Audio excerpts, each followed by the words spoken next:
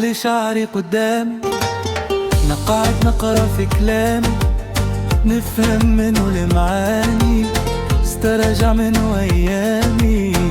كل كلمة بحكاية، كل معنى بغناية، حتى صوت سدايا خرج منه بمعاني. حط لي شعري قدامي، نقعد نقرا في صغري، تاريخ تعدى يجري، وافكار كانت في حلمي، سعيت باش نحققها، تعبت عليها وغلبتني، وما دام منها ولا فيها كان ذكرى حلوة ومرارة. وما عرفتها دنيا غدارة، زايد تعطيها قدرها، غير عايش فيها بوالي.